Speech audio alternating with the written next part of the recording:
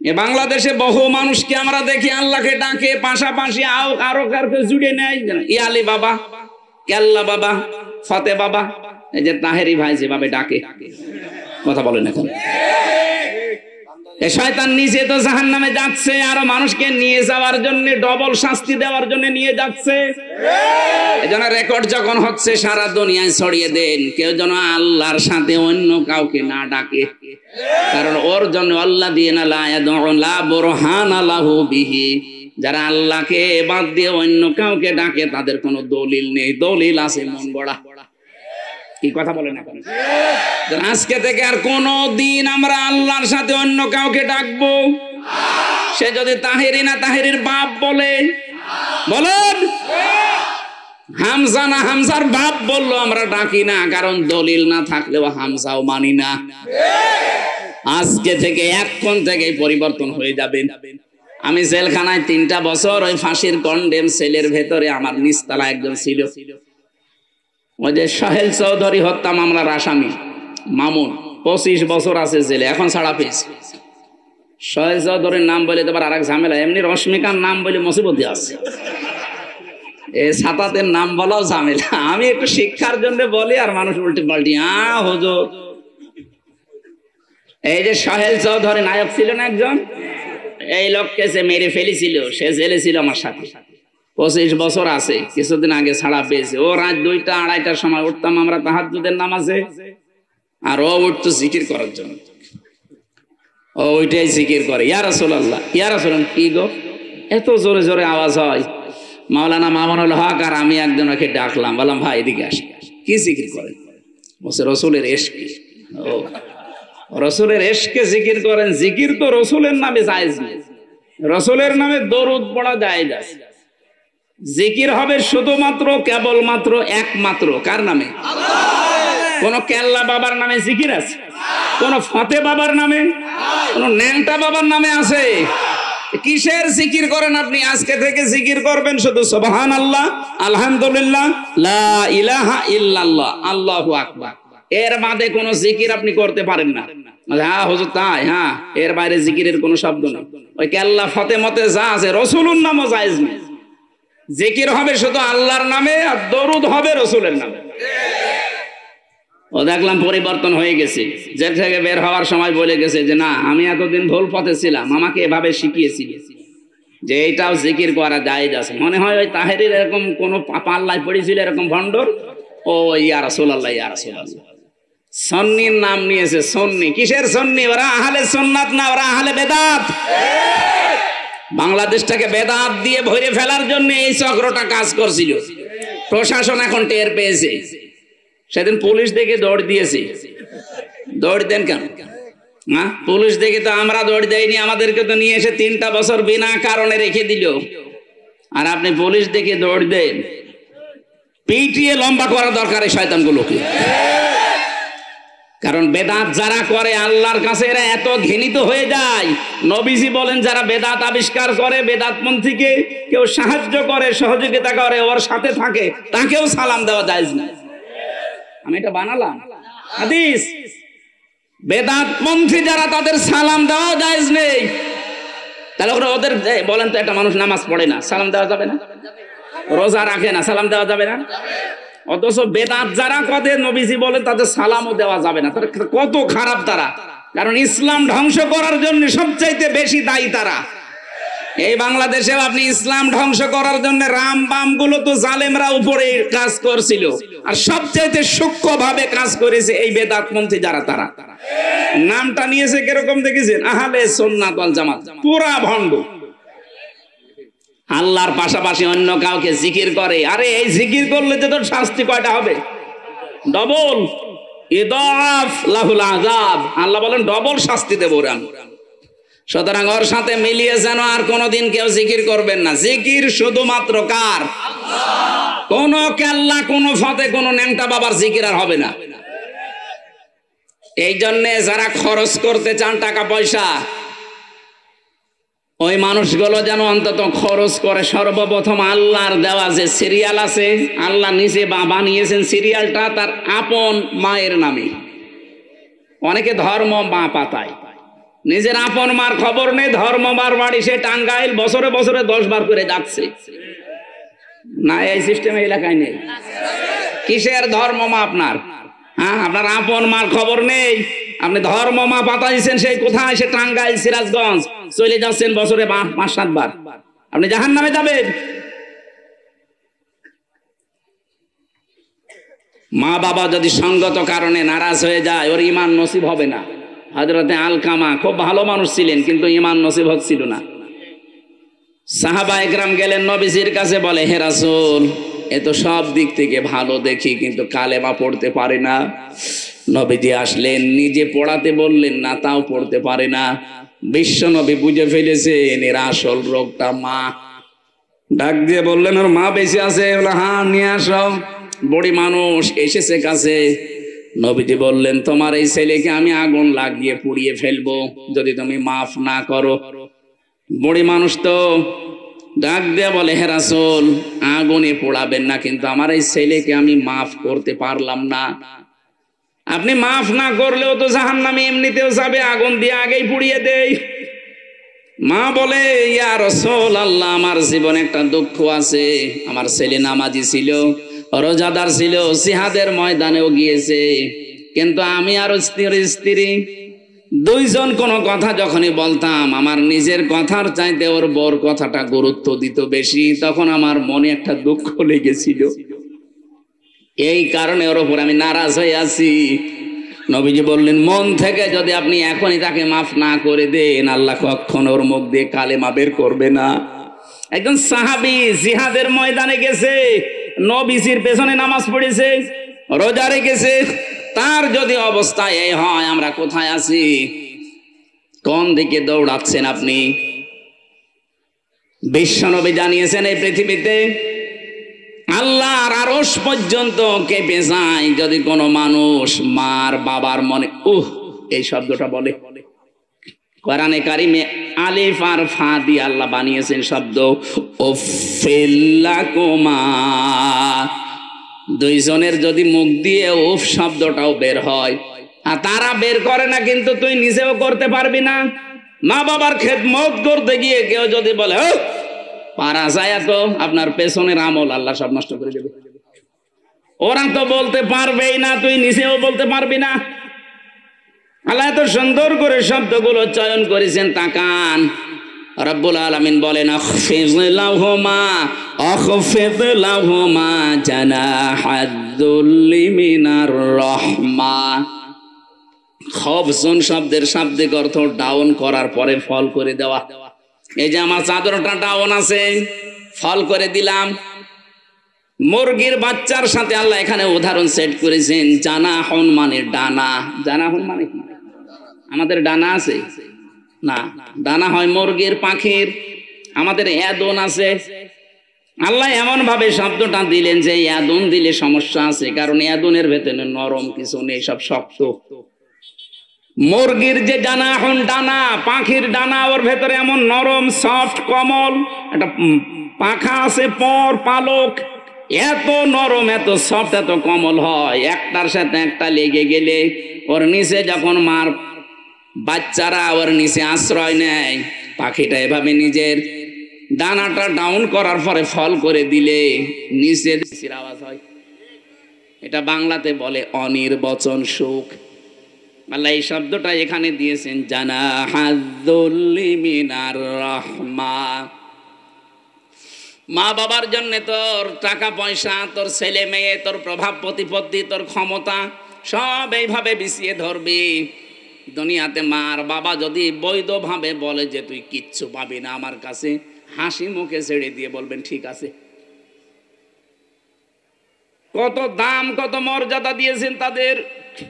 অথচ হাজার হাজার সন্তানকে আমরা দেখতে পাচ্ছি এই দেশে, নিজের মা বাবাকে বাদ দিয়ে অনেক মানুষ বিভিন্ন কবরে, মাজারে, ভণ্ড পীরকে যে এসে দিচ্ছে।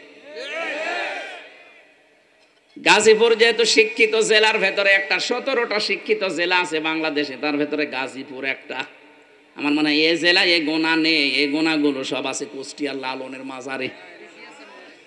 যারা এই গোনায় লিপ্ত আছেন, আপনি কিন্তু জাহান্নামের দিকে এগিয়ে যাচ্ছেন। এক্ষুনি থামেন। আল্লাহর সাথে শিরিক করা যেমন যাবে না, মা বাবার সাথে তাদের সাথে খারাপ আচরণ করা যাবে না। রব্বুল আলামিন বলেন, আমার বান্দা লোকমান শুধু আমার সাথে পরিচয় করিয়েছে তার সন্তানটা, আর আমি তামাম দুনিয়ার সব সন্তানকে পরিচয় করিয়ে দিয়েছি তার মার বাবার সাথে। যেহেতু মর্যাদা সবচাইতে বেশি, এই জন্য আমাদের দায়িত্ব হবে, আপনি যদি টাকা পয়সা খরচ করতে চান, এখন সিরিয়াল মানবেন, এই যে সিরিয়াল আল্লাহ বানিয়েছে, নাকি নিজে বানাবেন? বলেন বলেন। আল্লাহর এই সিরিয়ালে প্রথম নাম মায়ের, প্রথম, আরো জোরে। সাহাবী বলেন, হে নবী, আমি টাকা পয়সা খরচ করব, খেদমত করব, প্রথমে কার? বলেন তোর মার, তারপরে তোর মার, তারপরে তোর মার, তারপরে তোর বাবার। তিনবার মায়ের কথা দিয়েছেন। এই জন্যে পৃথিবীতে আমাদেরকে দুনিয়ায় আনতে মায়ের খরচ, কষ্টটা বাবার চাইতে 3 গুণ বেশি হয়েছে। বাবা শুধু বিছানায় ছিল এতটুকুই শেষ, বাকি যে 3টা কষ্ট একটাও আমার বাবা টের পায়নি। 10 মাস 10 দিন পেটে রাখার কষ্ট, এটা বাবা টের পেয়েছে। আরো জোরে বলেন। মাদেরকে বলবো, এখান থেকে একটা শিক্ষা আছে। এত কষ্ট করে 10 মাস 10 দিন সন্তান পেটে রাখেন, কিন্তু এই সন্তানটা যদি হারাম খেয়ে খেয়ে পেটে বড় হয়, আপনার স্বামীকে আপনি এখনই কন্ট্রোল করবেন? কত স্বামী আছে বৈধ অবৈধ নেই উপায় করে নিয়ে আসে, আর আপনি সন্তান পেটে নিয়ে ওইটা খান। খাওয়ার পরে ওই সন্তান পেটে আস্তে আস্তে বড় হয়, ও তো জন্মগতভাবেই হারামখোর। এই কথা বলছে না কেন? আপনার এই সন্তানটা জন্মগতভাবে হারামখোর তৈরি হচ্ছে। আপনি কিসের মা যেটা হারামখোর পেটে নিয়ে 10 মাস আপনি ঘোরেন? এটার জন্য তো শুধু স্বামী দায়ী না, আপনিও দায়ী। যখন বড় বড় মাছ নিয়ে বাজারে আসে, বাজার থেকে একটু বলতে পারেন না তোমার যা উপায়, এ বাজার তো তোমার দ্বারা সম্ভব না, কোথায় পেলে বলো? যদি হারাম কোনো কিছু হয়, তোমার এই হারাম সম্পদ খেয়ে আমি নিজে আমার পেটেরটা, তোমার হারাম সম্পদ দিয়ে আমি কোনো হারামখোর পয়দা করতে পারবো না। যদি তোমার ভালো না লাগে আমাকে বাদ দিয়ে দাও, তাও তো হারামখোর পেট থেকে যাবে। মা বোনেরা শক্ত হবেন আশা করছি। তাহলে হযরতে ফাতিমাতুজ জোহরার সাথে কিয়ামতের দিন আপনি জান্নাতে থাকতে পারবেন। হ্যাঁ, নামাজ পড়লে, রোজা রাখলে, হজ করলে জান্নাতে যাবেন। কে বলিস আপনাকে? হযরতে খাদিজা তো জীবনে এক ওয়াক্ত নামাজ পড়েননি, কারণ নামাজ ওই সময় ফরজই হয়নি। তার আগেই উনি মারা গেছে, 2 বছর আগে। উনি হজ করেননি, উনি যাকাতও দিতে পারেননি। এগুলো নাজিল হয়েছে সব ওনার ইন্তেকালের পরে। এই কথা বলছে না কেন? হজ ফরজ হয়েছে ওনার ইন্তেকালের 8 বছর পর, রোজা ফরজ হয়েছে ওনার ইন্তেকালের পর, নামাজ ফরজ হয়েছে ওনার মরে যাওয়া ইন্তেকালের 2 বছর পর। অথচ আল্লাহ নিজে তাকে সালাম দিয়েছে, জান্নাতের ভেতরে খাদিজার জন্য একটা ঘরও আল্লাহ বানিয়ে রেখেছে। একটাই মাত্র কারণ, নামাজ না, রোজা না, যাকাত না, হজ না, একটাই কারণ, এই পৃথিবীতে উনি স্বামীকে সবচাইতে বেশি গুরুত্ব দিয়েছিলেন। স্বামী, আমার যা আল্লাহ দিয়েছে অর্থ সম্পদ সব তোমার দ্বীনের জন্য, তোমার জন্য আমি দিয়ে দিলাম। আপনার স্বামী যতুইনু আলা দীনি যাওজাতিহা, কোন স্ত্রী যদি স্বামীকে দ্বীনের পথে চলার জন্য, ইসলামের পথে চলার জন্য উদ্বুদ্ধ করে, পেছন দিক থেকেও আর সাহায্য করে, উদ্বুদ্ধ দেয়, সহযোগিতা করে, উৎসাহ দেয়, কিয়ামতের দিন তাকে আল্লাহ খাদিজার সাথে জান্নাতে দিয়ে দেবে। কিন্তু অধিকাংশ মহিলা আরো বাধা দেয়। আপনি একটু শক্ত হতে পারেন না যে আপনি হারাম ইনকাম করবেন, ওইটা নিয়ে নাই, ঠিক আছে আমি খাইলাম, 2 জন মিলে তৃপ্তি সহকারে খাওয়ার পরে পেটে তো একটা আছে, এটা তো জন্মগতভাবে হারামখোর তৈরি হচ্ছে, বড় হলেও হারামখোর হবে। আমি হারামখোর পেটে নিয়ে ঘুরতে চাই না। আপনি যদি এইটা ওকে শক্ত করে বলতে পারেন, ও যদি হারাম আস্তে আস্তে ছেড়ে দিয়ে হালালের দিকে উদ্বুদ্ধ হতে থাকে, এ দেশও ভালো হবে। কথা বলেন না কেন? যেন মায়ের এই কষ্টটা, 2 নম্বরে মাঝে ডেলিভারির কষ্ট সহ্য করে। বিজ্ঞান এখন প্রমাণ করছে একটা মানুষ সর্বোচ্চ 45 ডিগ্রি কষ্ট সহ্য করতে পারে। 45 ইউনিট, এর উপরে কষ্ট দিলে মানুষ মরে যাবে। কিন্তু একটা মহিলা দুনিয়ায় সন্তানকে মুখ দেখাতে 57 ইউনিট কষ্ট সহ্য করে। আপনি বলেন তো, পুরুষ মানুষ যত শক্তিশালী হোক সর্বোচ্চ কত? 45 ইউনিট। আর আমার মুখ দেখতে দুনিয়ায় আমার মা 57 ইউনিট পর্যন্ত কষ্ট অলরেডি সহ্য করেছে। 3 নম্বরে কমপক্ষে 2 বছর আমাকে দুধ খাওয়ানো লাগে, যদিও এই দায়িত্বটা আমার মায়ের না, দায়িত্বটা বাবার। দুধ খাওয়ানোর দায়িত্ব কার? না না, আপনি আলেম না, বাবা।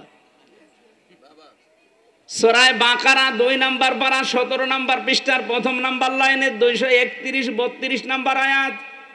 ওয়াল ওয়ালিদাতু ইরদি'না আওলাদাহুন্না হাওলাইনি কামিলাইনি লিমান আরাদা আইয়ুতিম্মার রাদা। এখানে মুযাক্কার শব্দ লিমান আরাদা, লিমান আরাদা আইয়ুতিম্মার রাদা। আপনি যারা গ্রামার বোঝে জিজ্ঞাসা করেন শব্দটা মুয়ান্নাস না মুযাক্কার, এটা স্ত্রীলিঙ্গ না পুরুষ লিঙ্গ। তার মানে দুধ খাওয়ানো 2 বছরের দায়িত্ব কিন্তু মায়ের না, এ দায়িত্ব বাবার। মা যদি পালন না করে মার গোনা হবে না, কিন্তু বাবা যদি পালন না করে বাবার গোনা হবে। প্রশ্ন আসতে পারে, বাবার তো মেশিন পত্র নেই। হ্যাঁ নেই, মেশিন নেই তো এই কারণেই তো মাকে দিয়ে আপনাকে পালন করানো লাগে। মা যদি বলে না এক একটা সন্তানের দুধ খাওয়াতে আমি 5 লাখ করে টাকা চাই, তাই আপনাকে দেওয়া লাগবে। আমার মনে হয় এটা মাইকে বলা ঠিক হইল না, কারণ আমার ম্যাডাম যদি দেখে ও ছাতা কালকে বলবো টাকা দাও। কারণ আমার মেয়ে এখন কেবল 3 মাস বয়স, ও যদি বলে ওয়াজ করা না তোমার মেয়ে, তুমি হয়তো নাও, আমার তো মেশিন পত্রই নেই, আমি খাওয়াবো কি দিয়ে। যদি বলে আমি খাওয়িয়ে দেব অসুবিধা নেই, কিন্তু 5 লাখ করে টাকা দেওয়া লাগবে। আমার 3 মেয়ে, 15 লাখ যাবে আমার। ঠক্কু, আর কোনোদিন বলবো না। মাইকে বলা ঠিক হইল? সম্মানিত মা বোনেরা, আপনাদেরকে আল্লাহ এই জিনিসপত্র দিয়েছে এই কারণে তো মর্যাদা বেশি। 1 ফোঁটা দুধ যদি সন্তানের গলদেশ দিয়ে যায়, নবীজি বলেন একটা মরা মানুষকে জিন্দা করে দিলে যে সব হয়, ওই সব আল্লাহ মায়ের আমল নামায় লিখে দেয়। রাতের বেলা 8-9 বার 10 বার করে ওঠা লাগে সন্তানকে দুধ দিতে। 1-1.5 ঘন্টা 2 ঘন্টা পরে পরে ওর ক্ষুধা লাগে। আমি তো নিজে দেখেছি, আমি নিজে ঘুমালো 8-9 বার 10 বার করে রাতের বেলায় উঠে দুধ খাওয়ায় সন্তানকে। বিশ্বনবী জানিয়েছেন সারা রাত তাহাজ্জুদ পড়লে যে সওয়াব হতো মায়ের আমল নামায়, এই দুধ খাওয়ানোর কারণে আল্লাহ ওই সওয়াব লিখে দেন। এই যে 3টা কষ্ট বললাম, সন্তান পেটে নেওয়া, ডেলিভারি করা আর দুধ খাওয়ানো, পৃথিবীর কোনো বাবা টের পায়? বলেন না কেন? এটা শুধুমাত্র মায়ের কাজ। আল্লাহর নবী বলেন এই কারণে মায়ের মর্যাদা আল্লাহ 3 গুণ বাড়িয়ে দিয়েছেন। এতটুকু আল্লাহ শেষ করেননি, হাদিস আরেকটা পেয়েছি, নবীজি 4 বার মায়ের নাম বলে 5 নাম্বারে বারে বাবার নাম বলেছে। আমার মনে হয় বাবার নাম না বললেও হতো। এই জন্য আমরা যারা এখানে সন্তান আছে, আমাদের এখনই ফরজ দায়িত্ব কিন্তু নামাজের মতো, রোজার মতো। মা বাবার আইন মানা ফরজ না, মা বাবার সেবা করা ফরজ। আইন মানা শুধুমাত্র ফরজ কার? ওয়াকাযা রাব্বুকা আল্লা তা'বুদু ইল্লা ইয়্যাহু ওয়া বিল ওয়ালিদাইনি ইহসানা। আল্লাহ বলেন আমি রায় দিয়ে দিলাম, আমি ঘোষণা দিলাম, আমি সিদ্ধান্ত নিলাম, আমি ফায়সালা করলাম।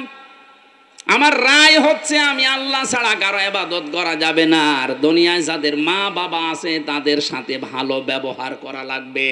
এই ইহসান শব্দের ভেতরে খরচও আছে। এজন্য মা বাবার জন্য কেউ যদি খরচ করে ওই টাকার হিসাব আল্লাহ কিয়ামতে নেবে না। আপনি যদি মায়ের খরচের জন্য মাসে 5,000 টাকা করেন, মনে করবেন 5,000 টাকা আল্লাহর কাছে সাদকা করলাম।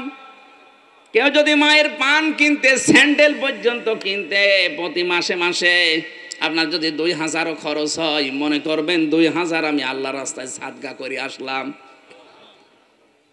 অথচ সে আপন মা বাবা বাদ দিয়ে কোন ভণ্ড কোন দিক থেকে বের হয় গাছতলা ফুড়ে, সেখানে যে পাগলের মতো খরচ করে, কোনো লাভ নেই। ভণ্ডর পেছনে খরচ করে ওর নাম দেখলেন না, 9 নাম্বার পর্যন্ত নাম নেই।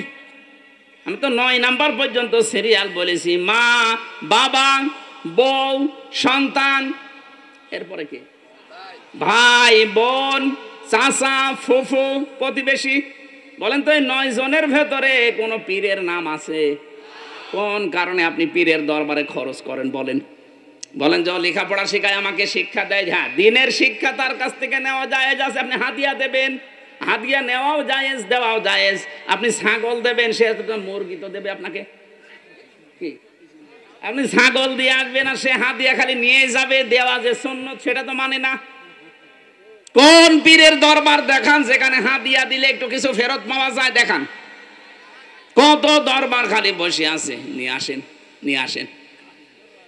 আমি 8 রসের দরবারের কথা বলছি। কোন কারণে আপনি ওখানে যাবেন?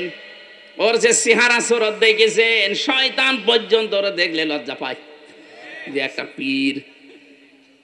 আজকে গাজীপুরের এই কালিয়াকর এই রসুলপুর যে জামে মসজিদের উন্নয়নে মাহফিল দিয়েছেন, সকালবেলা যদি এই লোকটা ওখানে যেয়ে দেখে যে ইমাম সাহেব দাড়ি কেটে সফা, ও ডাক দিয়ে বলবো, হুজুর আপনার দাড়ি কই? ও যদি বলে, আরে ভাই দাড়ি তো আমার নেই। ঠিক আছে, তুমি যে মুসল্লি তোমারও তো নেই।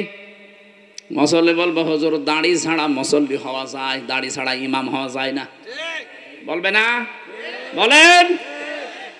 ও গাজীপুরবাসী, দাড়ি ছাড়া গাজীপুর একটা জেলা বাংলাদেশে, কালিয়াকৈর একটা থানা, এরকম 630টা থানা আছে। রসুলপুর এরকম একটা গ্রাম, 70,000-এর উপরে গ্রাম আছে এদেশে, তার ভেতরে একটা গ্রামে রসুলপুর। এই গ্রাম কে চেনবে? আপনার বাইরের জেলায় যান, অনেকে রসুলপুর চেনেই না। এই মসজিদের ইমামতি করার জন্য যদিও দাড়ি ছাড়া ইমাম হতে না পারে, তাহলে দাড়ি ছাড়াও বিশ্ব ওলি হয় কি করে? যারা রাসূলের সুন্নত মানে না, ওটা দাড়ি ছাড়া ওলি না, ওটা বিশ্ব শয়তান। কেউ যাবেন? যাবেন কেউ? কোন ভণ্ডর দরবারে যাওয়া যাবে না। রাগ করলেও আমার কিছু করার নেই, হক কথা তিতা লাগে। কথা বলেন না কেন? আল্লাহ রাব্বুল আলামিন বলেন, হুনাফা লিল্লাহি মুশরিকিন গায়রা মুশরিকিন বি। হুনাফুন শব্দের শাব্দিক অর্থ একনিষ্ঠ। আপনি এখন থেকে আল্লাহর ইবাদতে লেগে পড়বেন একেবারে একনিষ্ঠ ভাবে। গায়রা মুশরিকিন বি, তার সাথে শিরিক করা। বলেন বলেন। তার ক্ষমতার সাথে শিরিক যেন না হয়, তার শক্তির সাথে, তার আইনের সাথে। আজ বাংলাদেশে বহু শিরিকের ভেতরে এইটাও একটা। আল্লাহ যেটা পারে ওইটা অন্য কেউ পারে, এই বিশ্বাস করার নাম শিরিক। আলা লাহুল খালকু ওয়াল আমর, বিশ্ব বানিয়েছে কে? আইন চলবে কার? অথচ এই বিশ্ব আল্লাহ বানিয়ে তার আইন বাদ দিয়ে যারা মানুষের তৈরি করা আইনে দেশে কায়েম করতে চান, তারা শিরিক করছেন। আর শিরিক যারা করে তারা মুশরিক। এর চাইতে আর কি বলা যায় বলেন তো? এরপরও অনেকে বলে, হুজুর আমার বুঝি আসে না। এদিকে আসেন, আসেন এদিকে আসেন। কানের নিচে 2 থাপ্পড় দিয়ে তারপর কান গরম করে ফেলছে। এত সহজ ভাবে বোঝালেও তুমি বোঝো না, অন্য কিছু তো ভালো বোঝো। আলা লাহুল খালকু ওয়াল আমরু ইনিল হুকমু ইল্লা লিল্লাহ। এগুলো কি বানালাম না কোরআনে আছে? সূরা আরাফ 54 নম্বর আয়াত, ওটা সূরা ইউসুফ 40 নম্বর আয়াত। আল্লাহ বলেন, আমি বানিয়েছি, আমার হুকুম চলবে। সুতরাং আল্লাহর আইন বাদ দিয়ে বাংলাদেশে যারা অন্য কারো আইন কায়েম করার জন্য চেষ্টা করছেন, সে যেই হোক, সে শিরিক করছে। আর শিরিক যারা করে তারা আরো জোরে বলেন। এবার হাত তোলেন তো, এদেশে মুশরিক আছে না নেই? কারা আছেন হাত তোলেন। না, আমি হাসির খোরাকি দেইনি। মুশরিক হয়ে আপনি জাহান্নামে যাবেন। কয়দিন থাকবেন দুনিয়া? বলে, আমি তো দেখতে পাচ্ছি কোরআনের এই আয়াতগুলো দিয়ে সামনে যে আপনি মুশরিক, জাহান্নামে যাচ্ছেন।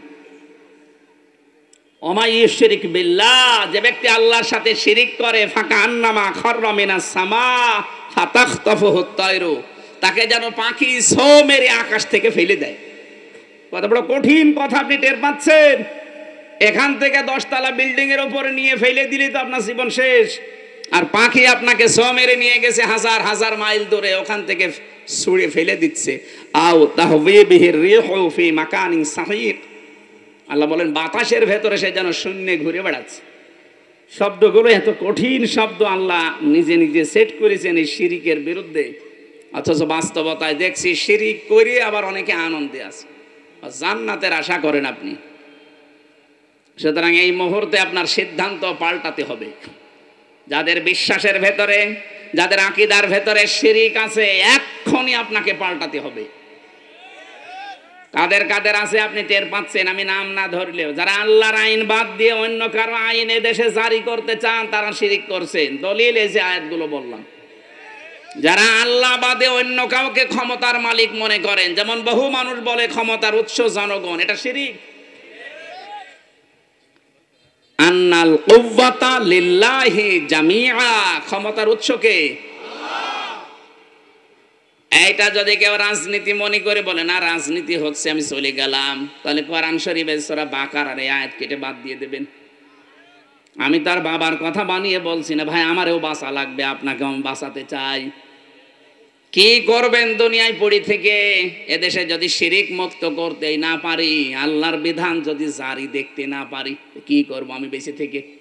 আর যদি কিয়ামত পর্যন্ত হায়াত পেতাম, আমি বলতাম না এখানে যারা বসে আছে মাত্র 200 বছর পর, কত মাত্র 200 বছর পরে এই গাজীপুরে আবার ঘুরে আসবেন, এই রসুলপুরে।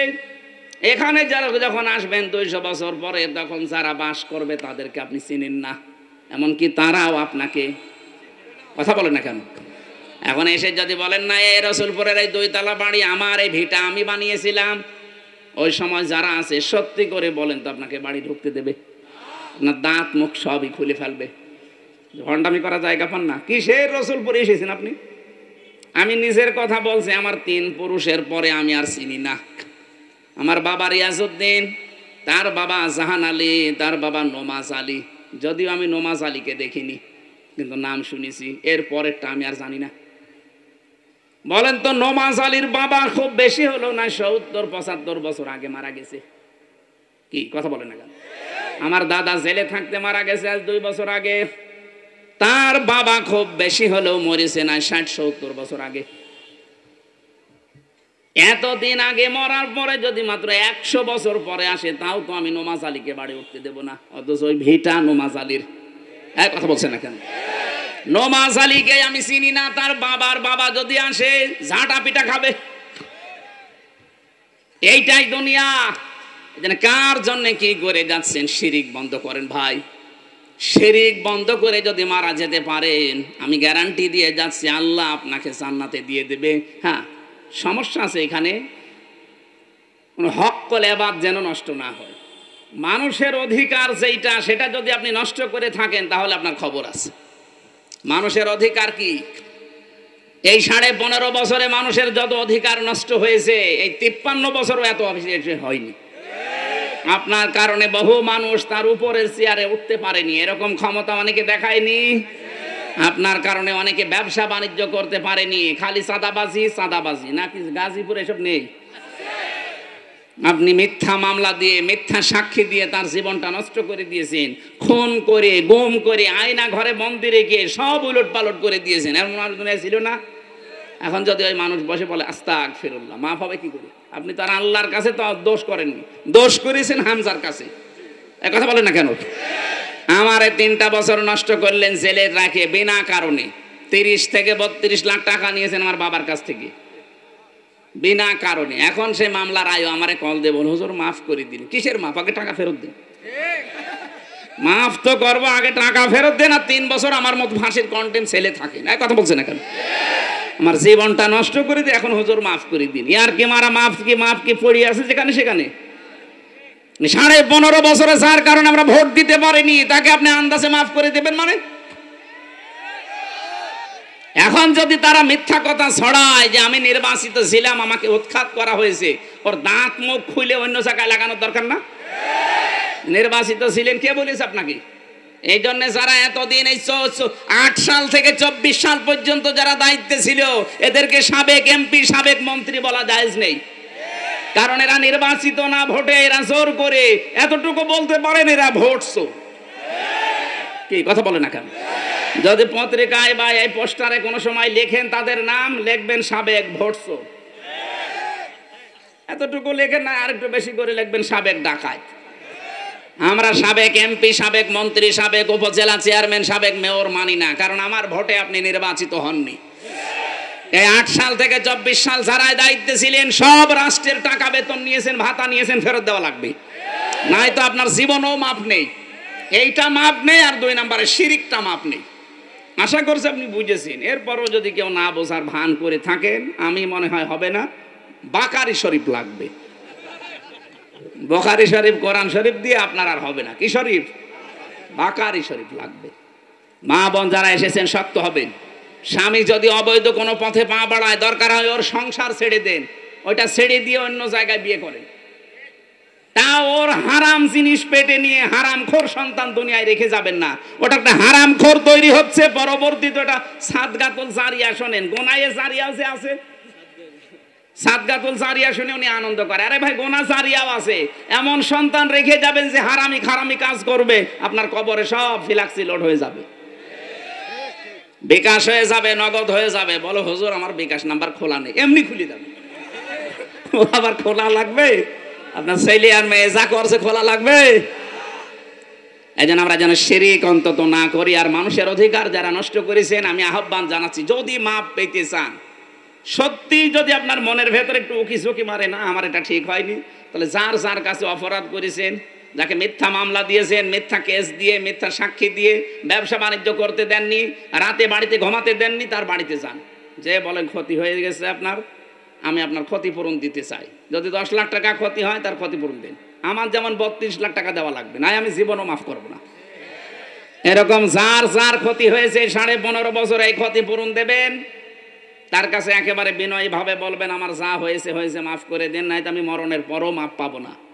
তাহলে তার মাফ হবে। ও যদি মন থেকে বলে ঠিক আছে যান।